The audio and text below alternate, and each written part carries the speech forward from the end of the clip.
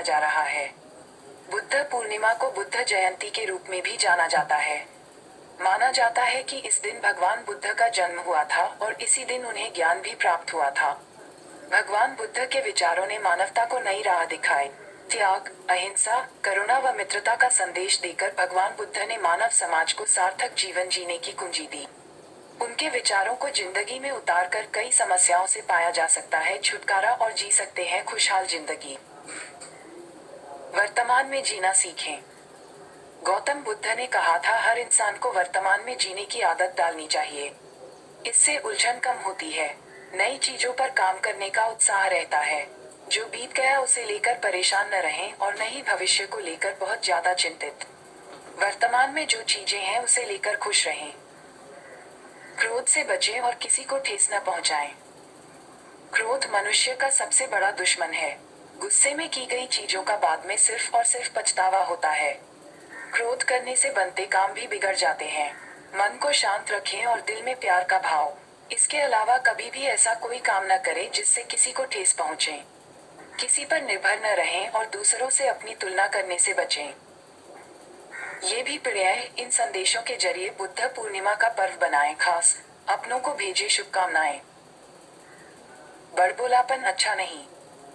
कुछ लोग बड़ी बड़ी बातों से दूसरे को इम्प्रेस और खुद को ज्ञानी साबित करने की कोशिश करते रहते हैं। सबसे अजीब बात कि उस ज्ञान पर खुद अमल नहीं करते। ये एटीट्यूड बहुत ही गलत है। ऐसे व्यक्ति को कोई सम्मान नहीं करता। बड़े बोल बोलने की जगह कम पर ध्यान दें क्योंकि लोग इसी से आपका सम्मान करते हैं। इसके साथ ही नाप तौल कर बोलें।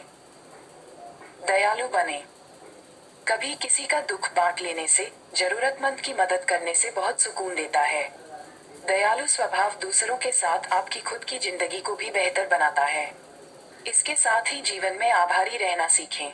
आपके पास जो चीजें मौजूद हैं उसके प्रति आभारी रहें। चिंता, घृणा और ईर्ष्या से बचकर रहना चाहिए। सोच हो सही। बुद्ध का कहना था कि जैसी आपकी सोच होगी वैसा ही आपके साथ होगा। इसलिए जिंदगी में सकारात्मक रहें। नकारात्मक सोच तनाव बढ़ाने के साथ और भी कई तरीकों से आपकी जिंदगी को प्रभावित करती है।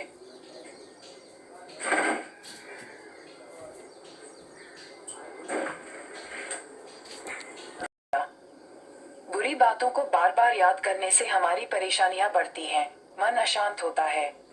इसीलिए दुख देने वाली बातों को भूलकर आगे बढ़ना चाहिए। इस संबंध में गौतम बुद्ध का एक प्रसंग प्रचलित है। गौतम बुद्ध अलग अलग क्षेत्रों में भ्रमण करते और अपने शिष्यों को उपदेश देते थे। एक गांव में वे उपदेश दे रहे थे। बुद्ध ने कहा कि क्रोध ऐसी अग्नि है जिसमें क्रोध करने वाला खुद भी जलता है और दूसरों को भी जलाता है।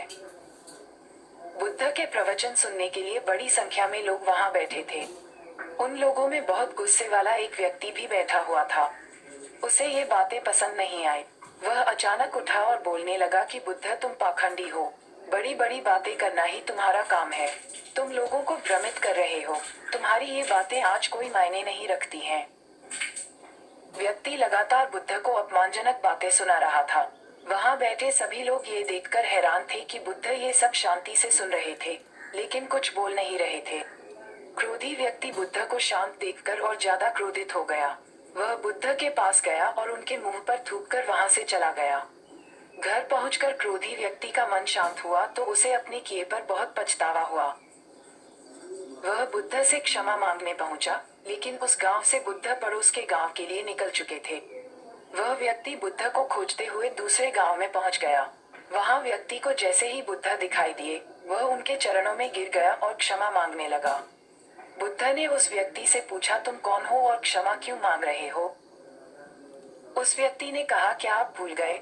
मैंने कल आपके साथ बुरा व्यवहार किया था, आपका अपमान किया था। बुद्ध ने कहा, बीता हुआ कल मैं वहीं छोड़ आया हूँ और तुम अभी भी वहीं रुके हुए हो। तुम्हें गलती पर पछतावा है, तुमने पश्चाताप कर लिया। अब तुम निष्पाप हो गए हो। बुरी बातें याद करते रहने से हमारा आज बर्बाद हो जाता है। इस आदत की वजह से भविष्य भी बिगड़ सकता है। इसीलिए बीते हुए कल की बातों को भूलकर आगे बढ़ना चाहिए।